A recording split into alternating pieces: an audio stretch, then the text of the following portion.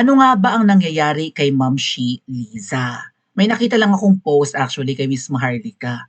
Bak okay, parang edited na nga, eh. May ibang nangyayari.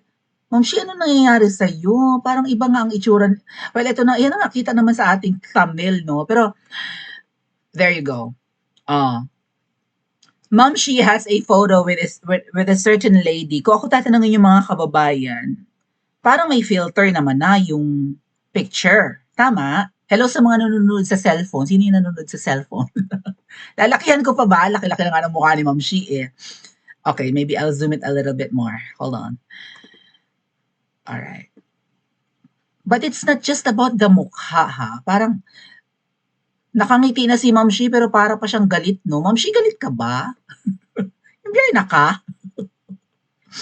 Oh, Ma'am She, maganda yung katabi mo kahit papaano. Di ka ba nagsiselos? Balita ko kasi mga kababayan, may pinagsiselosan si Ma'am She.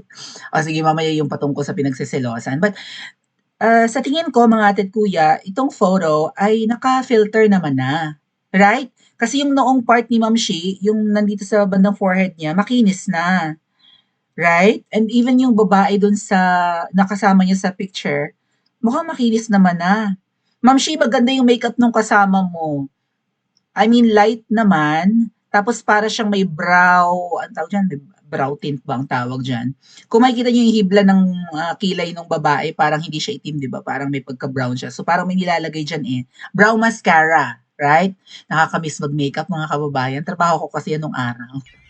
Makeup artist ang inyong Frenchie Pesa. Although hindi masyadong hubog yung kilay ng babae, maybe she has, ano ba yan, yung parang eyebrow tattoo.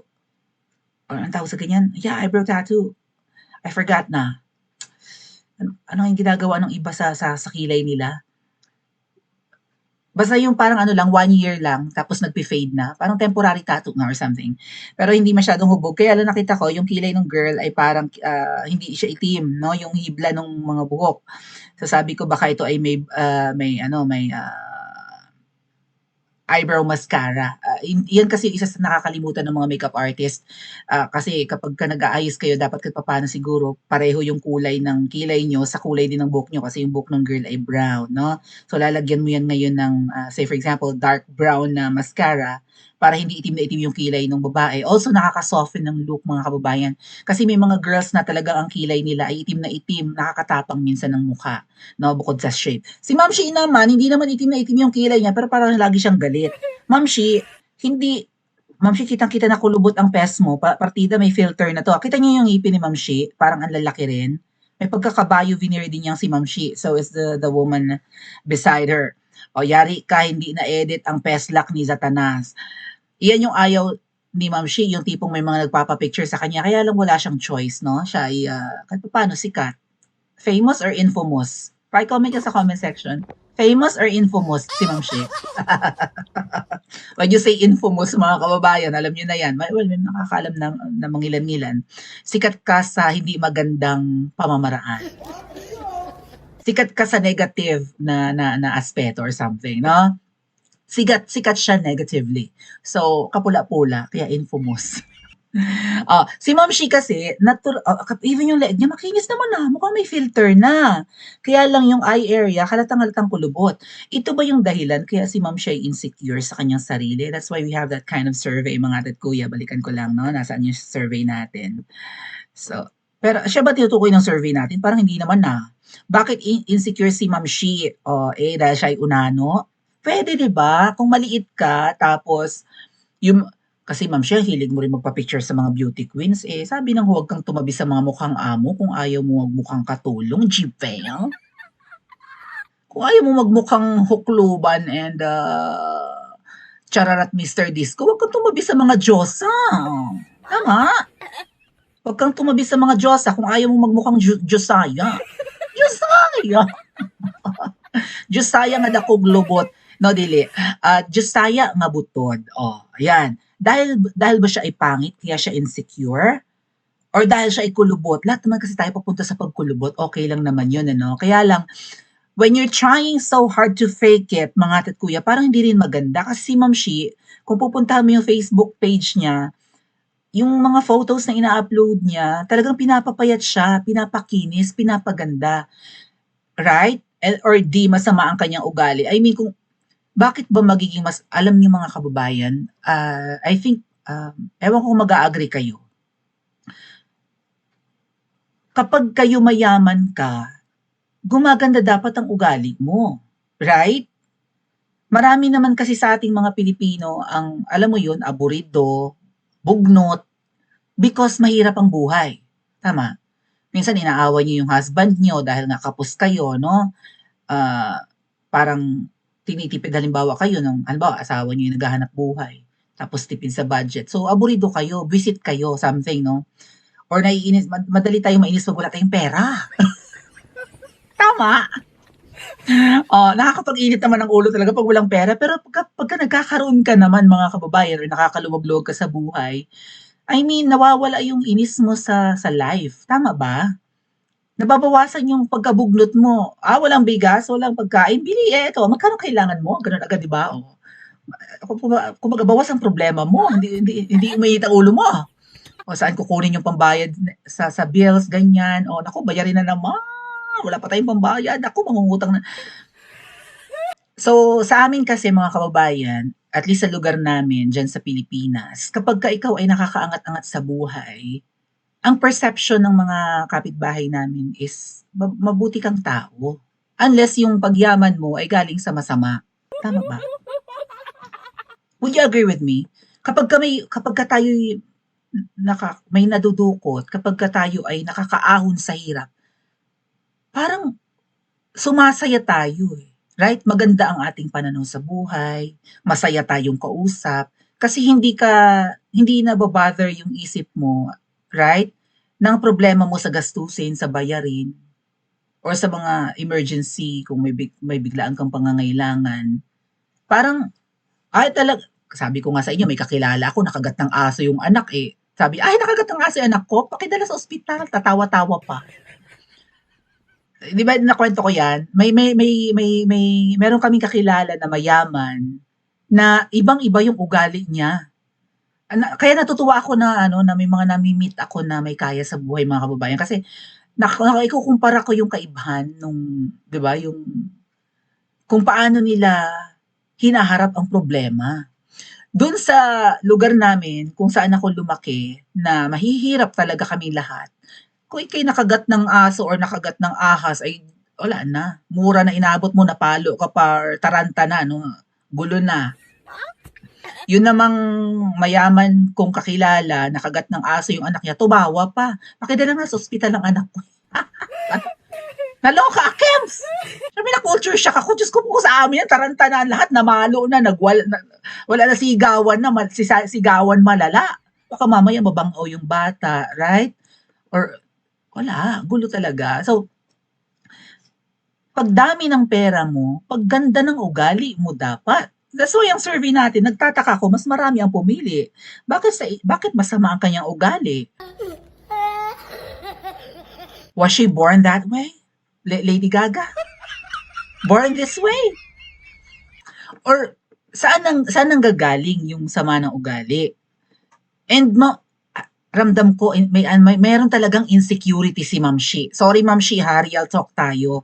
Kasi sabi ko nga firstly mga kababayan, ang kanyang biyanan, Imelda, right? Imelda.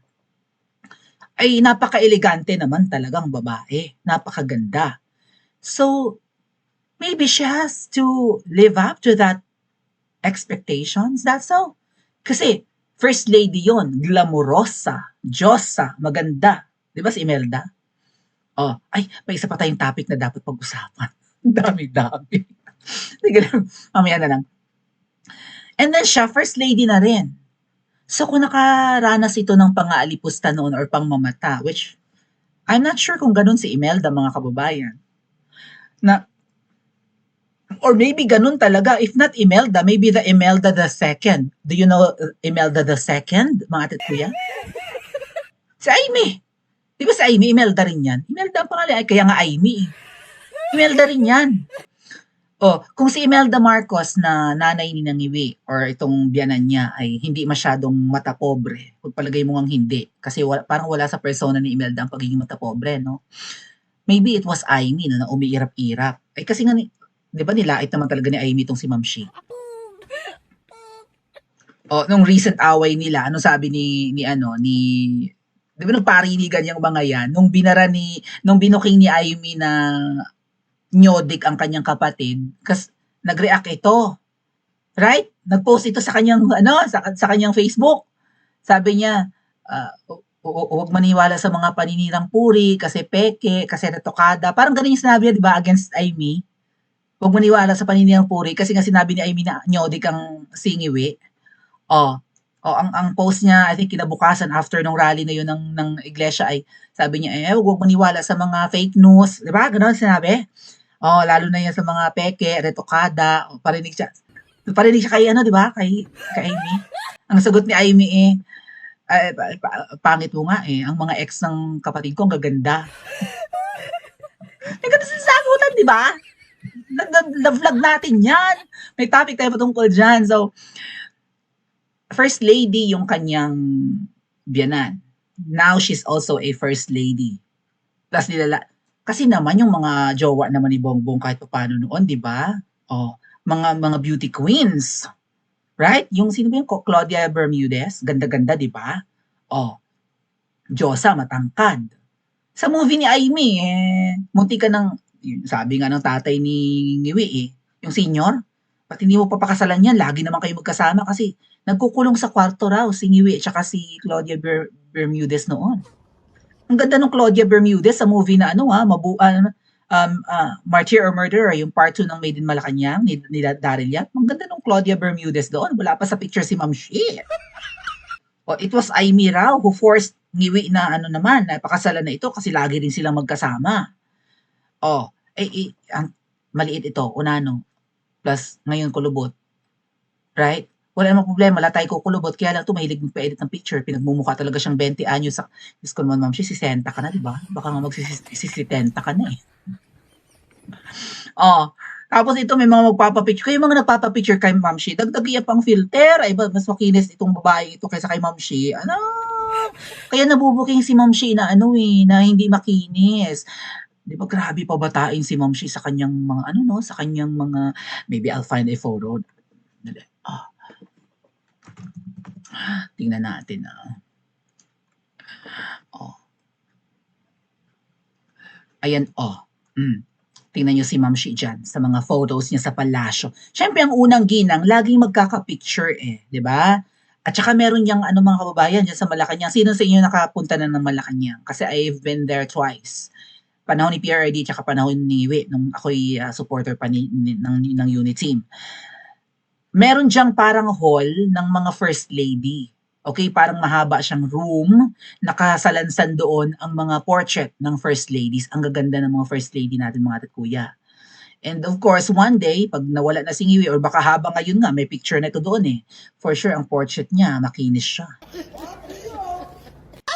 Kasi isa si Imelda, mga kababayan, sa magaganda ang portrait. Sa na yan, first Hall of First Ladies or something. Ang lalaki ng kanilang mga painting dyan, no? Ng mga first lady, I think yung mga outfits nandyan din.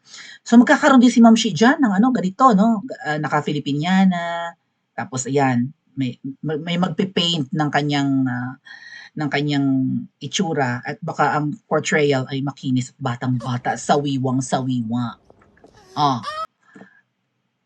Ayan. Tamo si Ma'am Shi, pinakinis talaga siya, walang kulubot, yun, tamo. Best friend pa sila ni Bibi Sara. Charot! Best friend ni Bibi Sara. Ay, ginaka! Ito walang masyado yatang edit. Ayun din, lalo na yung sa sulok na yun. Kulubot na kulubot si Ma'am Shi doon. Away nila ni Senadora Amy. Itong picture na to na naka-powder blue siya. Kinis na kinis si Ma'am Shi, di ba? Yun na pala, Filipiniana na kapag pinunta, itong picture niya sa Instagram, siguro Instagram niya to, mga ate, tamo, payat-payat ni Ma'am Shi. Alam mo, Ma'am Shi, may pagkakahawig kay Rufa May. Pag-usapan natin mamaya, para nagselos daw si Ma'am Shi kay Rufa May. Wah! Di ba may pagkakahawig siya kay Rufa May, mga ating? Tamo. Ma'am Shi, sino nag-edit ng, pakisisante nga na nag-edit ng picture mo. Ang kinis ng mukha mo, Although may ilang layers at pileges ka sa leeg. Pero ang braso mo, Mamshi, at kilikili, hindi inedit. Oh, tingnan mo. Kita sa daliri mo, Mamshi, na ikay masyundaers, lalo dun sa isang kamay mo na may bracelet. And di ko lang alam, may GPS kaya yung kanyang bracelet, mga ating. Sabi daw kasi may GPS. Aba, kung titignan mo si Mamshi, parang apakatangkad, di ba? O apakatangkad. Maliit ang tiyanena. O, bagets. O, ilang taon si Mamshi dyan? O, mukha siyang mga kababayan, mga late 20s or early 30s. Bagets. Pero tingnan mo dito. O, toink, maundaers, kolobotels, lagot ka raw, ating, hindi mo inedit ng maayos ang picture. Ma'am Shi, wag kang ma-conscious sa itsura mo. Wag mong dinadaya kasi nagugulat ang mga tao kapag ka nagpa-picture na sa'yo. Okay? Meron mo nakikita nila sa social media mo, ang kinis-kinis mo, tapos sa personal, ba't gayon? Ang sexy-sexy mo sa social media, even on Instagram, payat-payat mo, bagets na bagets, pero pag nakita ka sa personal, malaki raw ang tiyan mo. Sino niloloko mo dito, ma'am? Malintikan kaya yung babae kay Liza Marcos? Actually, marami namang nagpapapicture sa kanya na hindi talaga na-edit ng maayos, mga ating eh. Nilalait ka na Miss Maharlika. May kahawig siya dito sa amin, mapagmahal din sa kwarta nga lang. Mapagmahal sa pera. Need po ng erasers. Devil will always be devil. Cruella de Vil. Tinawag pa nga si Ma'am Shi na Cruella de Vil. Si Cruella de Vil. Yung gumurgor ng mga Dalmatians sa ginawang quote. Siguro ma'am, tawag doon, sabi ko nga ang yaman-yaman na ng mga to, no? I think, paano sila yumaman ng huling bar? Kapag yumayaman ka at humihiga ka na sa biyaya, yung tipong kahit na ilang generations pa ng kapu-apuhan mo ay hindi na maghihirap, hindi na dapat masama ugali mo. Ay bakit kaya ang ugali at ang panlabas na kaanyuan ay terno? Bakit uniform? Pa-comment ka po sa comment section at panoorin ang susunod na video.